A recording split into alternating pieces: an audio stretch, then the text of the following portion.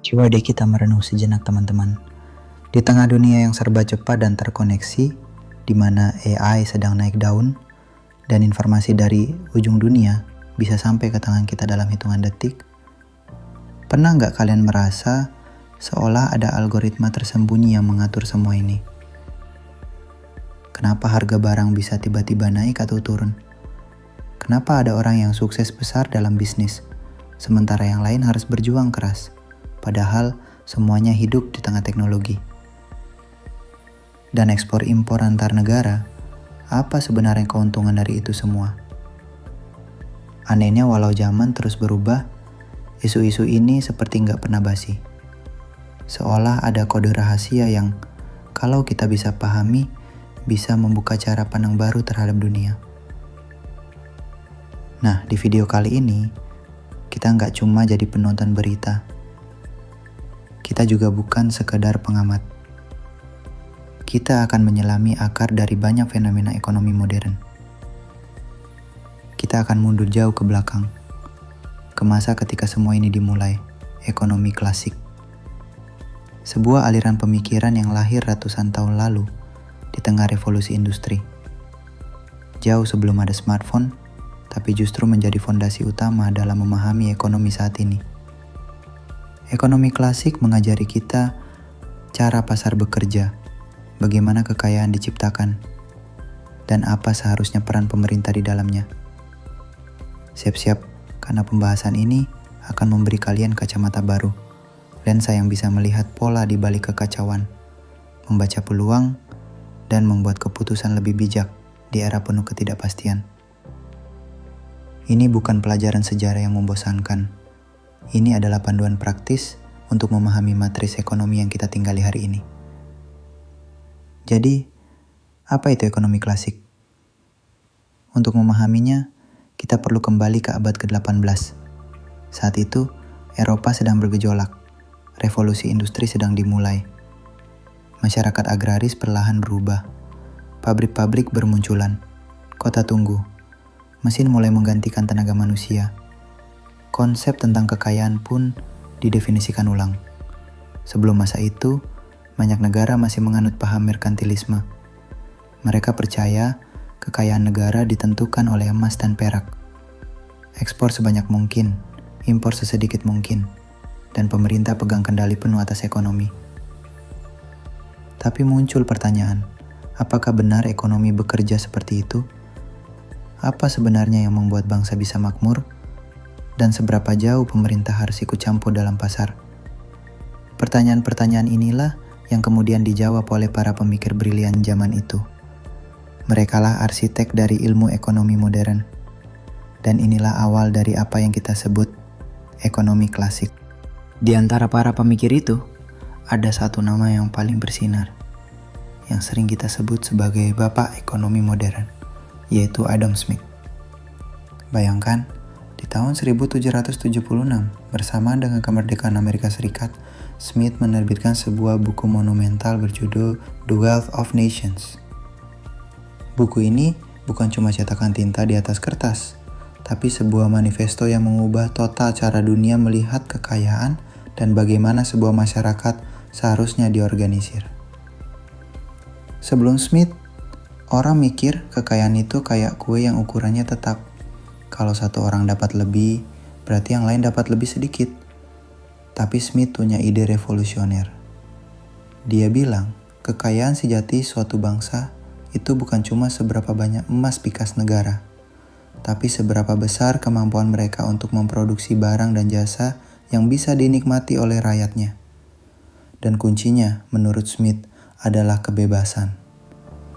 Disinilah lahir konsep paling terkenal dari Adam Smith. Tangan tak terlihat, invisible hand. Ide ini mungkin terdengar mistis, tapi sebetulnya sangat logis. Smith mengamati bahwa ketika setiap individu di masyarakat dibiarkan mengejar kepentingannya sendiri, seorang tukang roti ingin membuat roti seenak mungkin supaya laris, seorang petani ingin panen terbaik supaya bisa dijual mahal, seorang pengusaha ingin untung sebesar-besarnya, maka secara gak sadar, tanpa ada yang nyuruh, mereka justru bakal ngasih manfaat juga ke seluruh masyarakat. Coba bayangin deh, Kita sarapan roti.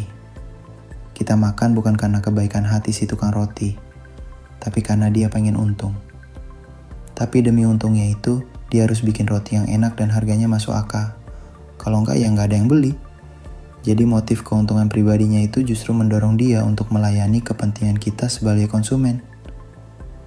Nah, tangan tak terlihat ini adalah metafora untuk mekanisme pasar yang otomatis, yang mengatur alokasi sumber daya, menentukan harga, dan memastikan barang dan jasa yang dibutuhkan masyarakat itu tersedia. Dari sinilah juga muncul ide laissez-faire yang begitu ikonik dalam ekonomi klasik. Secara harfiah artinya biarkan saja. Maksudnya, pemerintah seharusnya campur tangan seminimal mungkin dalam urusan ekonomi. Biarkan pasar bekerja secara alami, biarkan tangan tak terlihat ini yang mengatur. Kalau ada masalah, pasar diyakini bisa menyelesaikannya sendiri. Kompetisi yang sehat antar produsen akan menekan harga dan meningkatkan kualitas.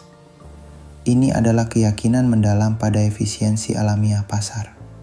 Adam Smith juga yang pertama kali menyoroti pentingnya pansi pembagian kerja atau yang dikenal dengan Division of Labor. Dia punya contoh klasik yang legendaris tentang sebuah pabrik peniti. Bayangkan kalau satu orang harus membuat satu peniti dari awal sampai akhir. Dia harus narik kawat, memotong, melancipkan ujungnya, dan memasang kepala peniti. Hasilnya mungkin hanya beberapa biji dalam sehari. Tapi kalau ada 10 orang dan masing-masing hanya fokus pada satu langkah kecil saja, hasilnya bisa meningkat ribuan kali lipat dalam sehari. Produktivitas langsung melonjak, biaya turun drastis, dan barang jadi lebih murah, lebih terjangkau untuk masyarakat luas. Inilah kekuatan pansi spesialisasi. Konsep sederhana tapi menjadi dasar dari efisiensi yang mendorong revolusi industri, yang mengubah hidup jutaan orang. Dan prinsip ini masih berlaku hingga hari ini, di pabrik-pabrik modern, di tim kerja, bahkan di startup atau organisasi. Adam Smith mengajarkan kita tentang kekuatan kompetisi, inovasi, dan efisiensi yang lahir dari kebebasan pasar. Kalau kita mau berkembang, kita nggak cuma untungin diri sendiri, tapi juga bisa memberi nilai buat lingkungan kita, buat komunitas, buat sistem secara keseluruhan. Dan itu adalah pelajaran paling relevan dari Adam Smith yang masih terasa sampai hari ini. Dari iri tangan tak terlihat Adam Smith tuh, para ekonom klasik membangun keyakinan yang kuat. Pasar itu punya kemampuan luar biasa untuk selalu kembali seimbang alias self-correcting. Mereka optimis banget. Menurut mereka kalaupun ada gejolak, misalnya tiba-tiba banyak yang nganggur atau ada barang yang gak laku, itu cuma sifatnya sementara. Pasar itu kayak tubuh manusia, punya mekanisme sendiri untuk menyembuhkan diri. Gimana mekanismenya? Ini berakar dari keyakinan mereka bahwa manusia itu dasarnya rasional, dan motif utama kita adalah keuntungan pribadi. Baik kita sebagai produsen atau konsumen, kita selalu mikir gimana caranya biar dapat untung paling gede atau kepuasan paling maksimal dengan biaya seminimal mungkin. Nah, rasionalitas dan motif keuntungan inilah yang jadi mesin penggerak roda ekonomi. Kalau ada banyak pengangguran, artinya suplai tenaga kerja lebih banyak dari permintaan. Apa yang terjadi? Upah cenderung turun. Upah yang lebih murah ini akan bikin perusahaan tertarik untuk merekrut lebih banyak orang karena biaya produksi mereka jadi lebih rendah. Alhasil, pengangguran akan berkurang dan pasar tenaga kerja kembali seimbang secara otomatis. Begitu juga kalau ada kelebihan stok barang, harganya akan turun dan itu akan menarik lebih banyak pembeli sampai stok habis. Jadi, mereka percaya gak perlu panik. Apalagi pemerintah intervensi, biarkan saja pasar yang bekerja secara alami. Konsep ini sampai hari ini masih sering dipakai buat ngejelasin fenomena boom and bust di pasar saham atau properti. Ketika ada koreksi pasar, banyak yang bilang tenang aja, pasar akan mengoreksi dirinya sendiri, ini cuma siklus alamiah. Ini menunjukkan betapa kuatnya keyakinan pada mekanisme koreksi diri pasar yang diwariskan dari pemikiran klasik. Setelah Adam Smith meletakkan fondasi tentang kekayaan dan pasar bebas, datanglah seorang pemikir lain yang tak kalah brilian. Seorang pialang saham cerdas bernama David Ricardo. Dia hidup beberapa dekade setelah Smith, dan ia mengambil ide-ide besar itu ke level berikutnya, terutama dalam hal perdagangan internasional. Dulu, pemikiran ekonomi cukup sederhana.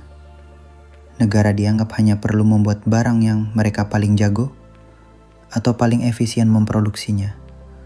Ini disebut keunggulan absolut. Misalnya, Indonesia jago bikin kopi, Jepang jago bikin mobil, Indonesia bikin kopi, Jepang bikin mobil, lalu saling tukar. Simple, logis, dan masuk akal. Tapi, Ricardo punya insight yang lebih dalam.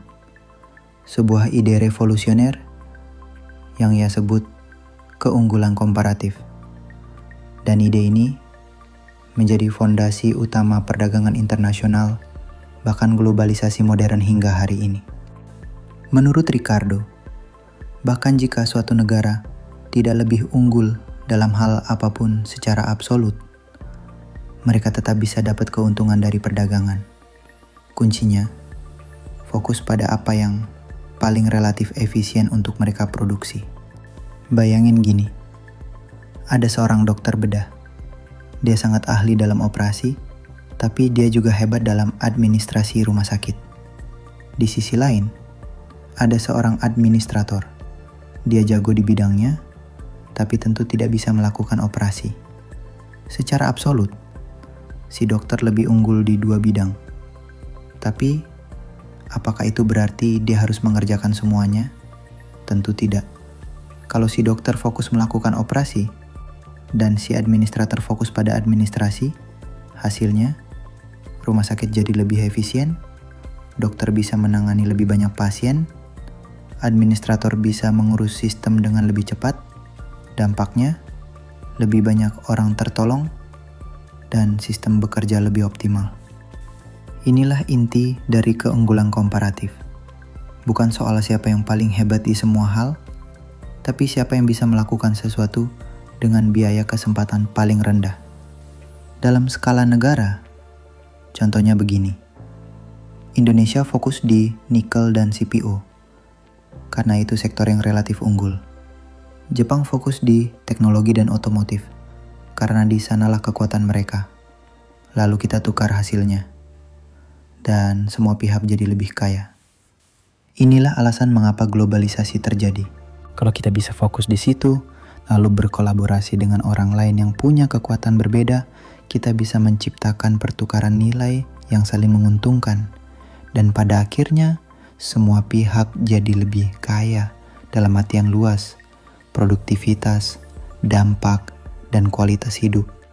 Itulah warisan ide besar dari David Ricardo. Setelah optimisme dari Adam Smith dan David Ricardo, muncul satu suara yang berbeda, lebih pesimis, tapi juga realistis, dan sangat provokatif di zamannya. Namanya Thomas Robert Malthus, seorang pendeta sekaligus ekonom yang pemikirannya sering memicu debat sengit. Dalam esainya yang terkenal, An Essay on the Principle of Population, Malthus mengajukan hipotesis yang bikin kita berpikir keras. Populasi manusia tumbuh secara eksponensial, cepat banget, seperti deret ukur. 1, 2, 4, 8, 16, dan seterusnya. Tapi, produksi makanan hanya tumbuh secara linier, pelan, seperti deret hitung.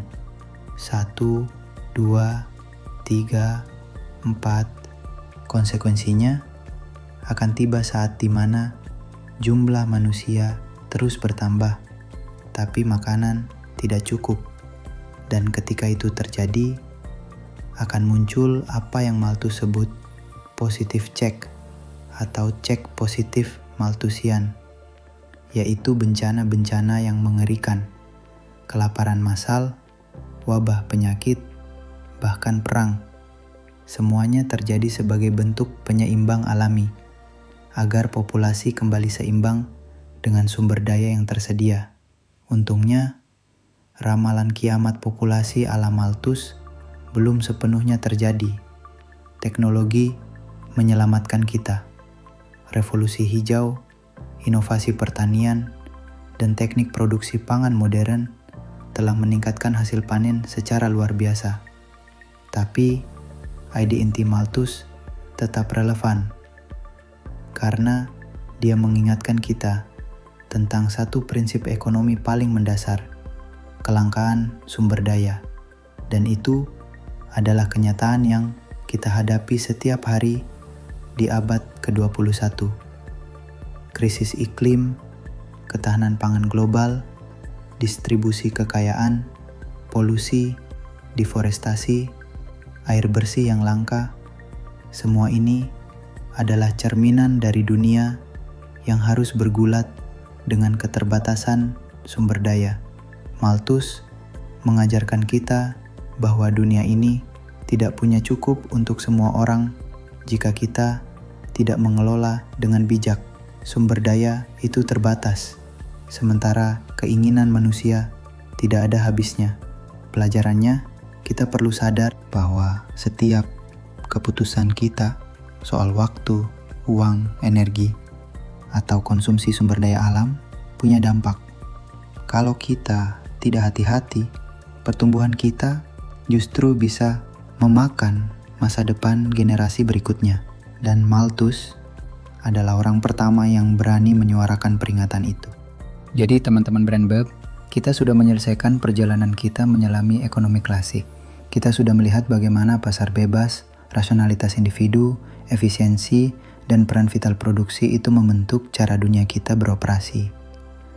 Dari tangan tak terlihat Adam Smith yang mengarahkan individu untuk kebaikan bersama, David Ricardo yang menunjukkan pentingnya spesialisasi dan perdagangan global lewat keunggulan komparatif, hingga Thomas Malthus yang mengingatkan kita tentang batasan sumber daya di planet ini.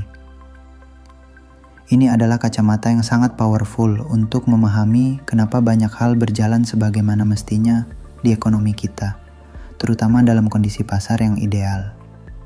Pemikiran klasik telah memberi kita fondasi yang kuat untuk memahami kekuatan-kekuatan tak terlihat yang membentuk kemakmuran dan alokasi sumber daya. Ia mengajarkan kita untuk menghargai peran individu, persaingan sehat, dan kebebasan ekonomi sebagai mesin utama kemajuan. Bahkan sampai detik ini, banyak prinsip-prinsip klasik yang masih menjadi dasar kebijakan ekonomi di berbagai negara.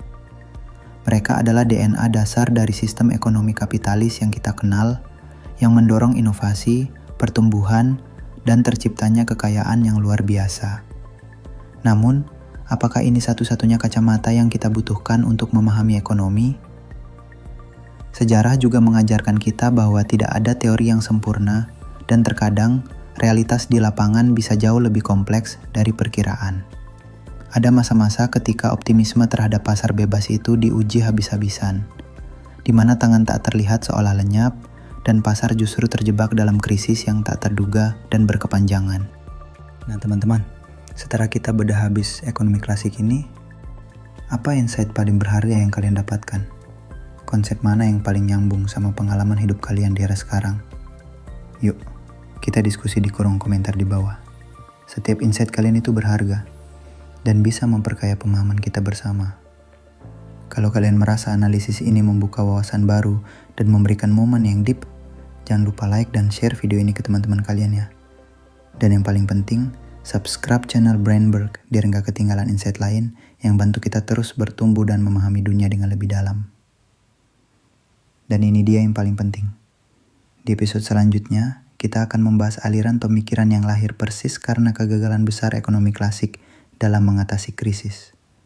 Kita akan kenalan dengan ekonomi Keynesian yang mengubah total peran pemerintah dan cara kita berpikir tentang mengatasi resesi dan menjaga stabilitas ekonomi. Jangan sampai ketinggalan. Terima kasih sudah menyimak teman-teman. Ingat, belajar ekonomi itu bukan cuma buat ekonom, itu buat kita semua, biar kita bisa jadi individu yang lebih cerdas, tangguh, dan berdampak. Sampai jumpa di episode berikutnya.